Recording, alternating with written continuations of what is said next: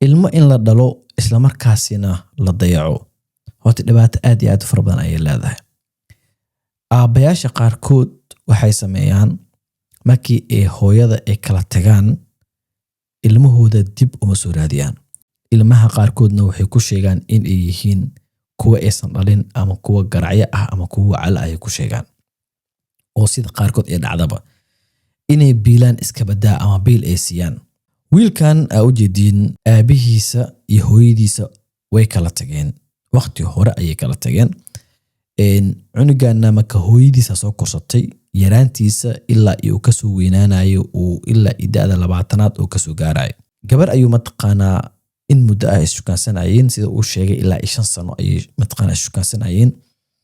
ilaa iyo familkiisa ay isbarteen gabadha macnaha labada famil bay isbarteen oo aabihii uu bartay hooyadii oo bartay gabadhina sidoo kale mataqaana wiilkan familkiisa ay baratay. Laakiin wiilkan qiso kale oo hoose oo mataqaana oo asiga ku duuganaya jirto oo ah eedaha qaarkoodna looma eedeyn karo aabaha oo kaliya hooyada qaarkood xataa hooyayaasha qaarkood way yeelan karaan.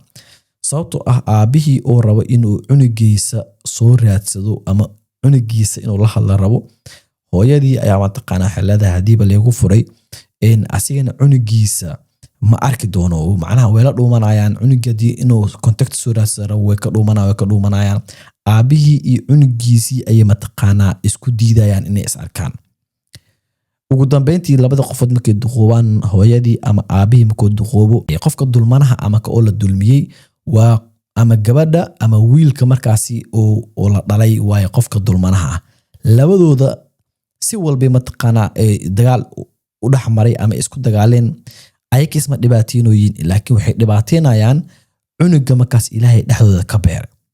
hooyadii inta wiilka la fakato ama gabadhii la fakato ay ka qarinay aabihii soo xiriirin lahaa ama haduu soo xiriiriyo xataa wuxuu leedahay inuu dhintay ka soo qaad ama maba aqaanin dhaha macnaheedu way qarinayaan micnaheedu ina fahanto isku day iyo aabayaal oo ayakaba go'aan ka qaato oo iska baxo oo hooyadii ay ku raadinayso cunugii.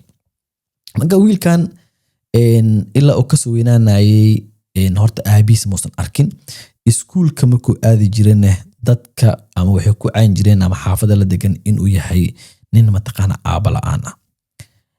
xaafada maadaama la isla degan yahayna ninkan gabadhii aabaheeda maadaama isbarteen gabadha aabaheed wuxuu ahaan jiray mid mataqaana qaylo. waa iska taqaana qof qaylana waxa waaye waqti walba uu ku soo wacaya qof xishoonaya ma noqonayo sababtoo qof